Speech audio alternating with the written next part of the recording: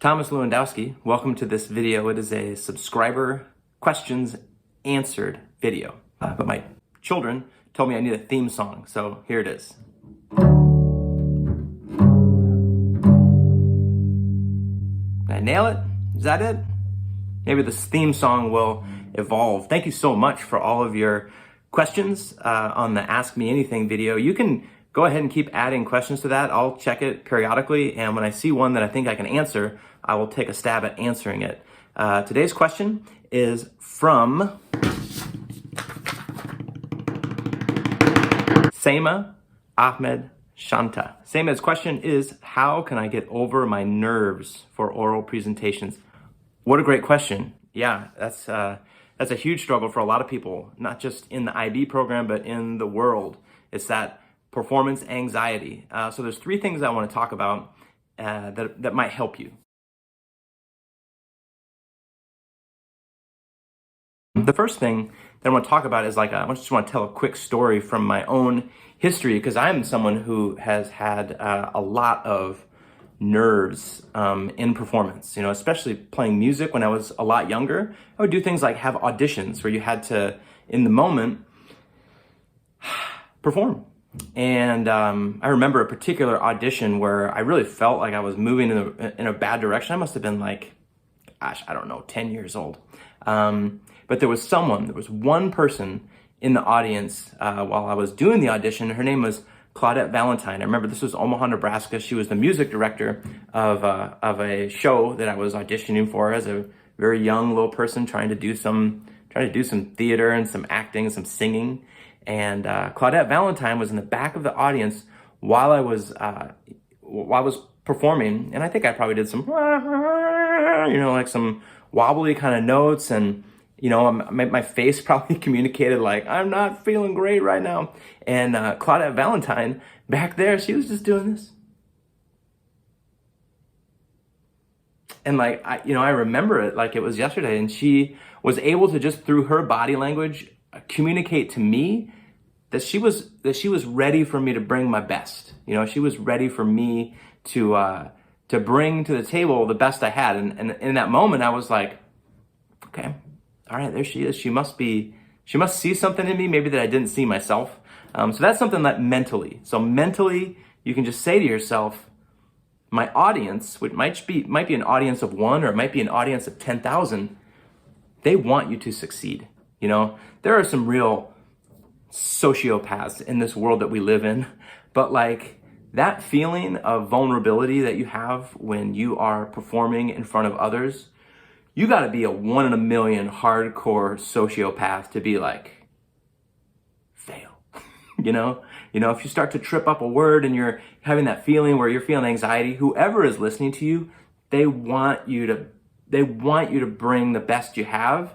And so if you could just imagine that person who's listening, who's just going, you got this, and just kind of tell yourself, if you have a mental image of a woman or or a man or whoever, Claudette Valentine happened to be, I was an 8-year-old kid, and Claudette Valentine she was a 50-year-old black woman in the back of the audience going,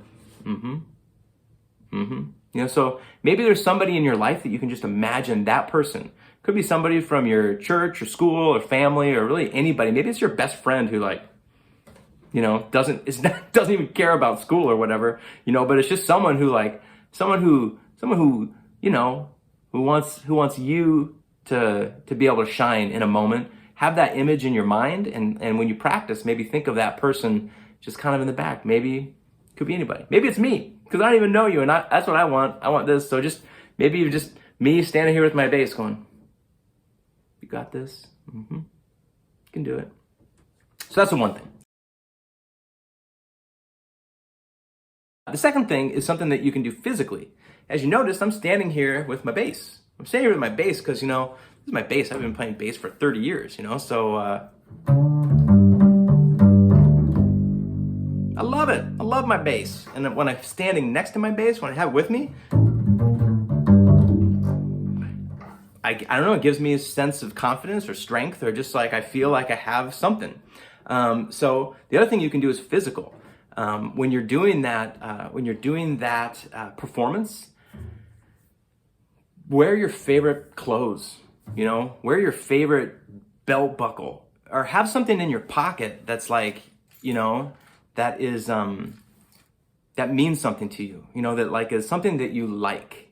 If you're taking a pen with you, have it be your favorite pen, the one you really like, and have a favorite pen. For crying out loud, if you're gonna spend time writing and thinking about things, have a favorite pen. Have a favorite shirt, and wear that favorite shirt that gives you some comfort. The last thing you'd want to do is wear clothes that are like uncomfortable or constricting. That's why a lot of people, when they they go to job interviews and they're supposed to perform and they're super nervous and freaked out, is because they're so physically uncomfortable. They don't feel like themselves. So do whatever you can to help you feel like yourself. Maybe it's your lucky socks. Maybe it's those shoes that you like, that you feel comfortable with.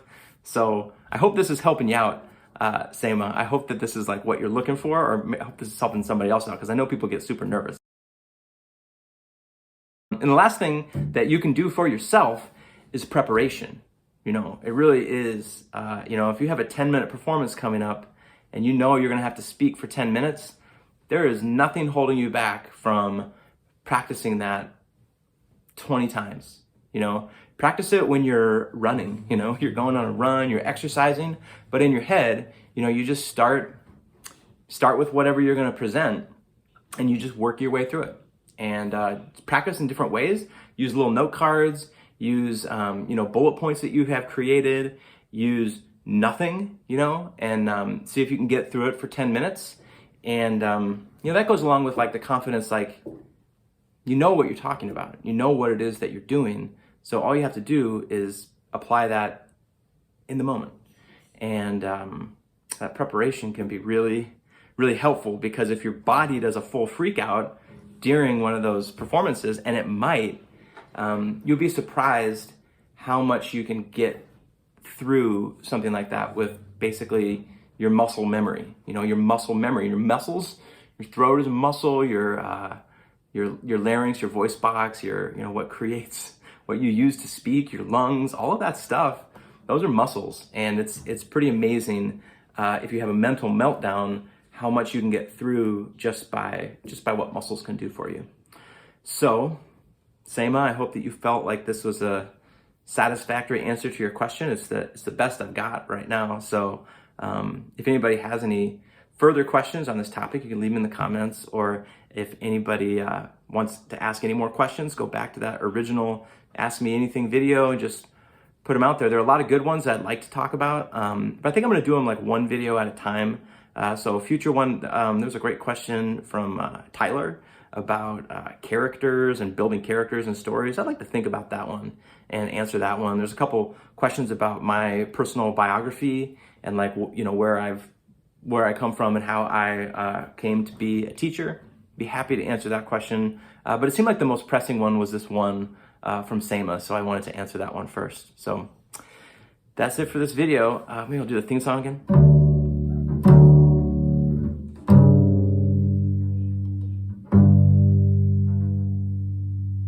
Thanks for watching.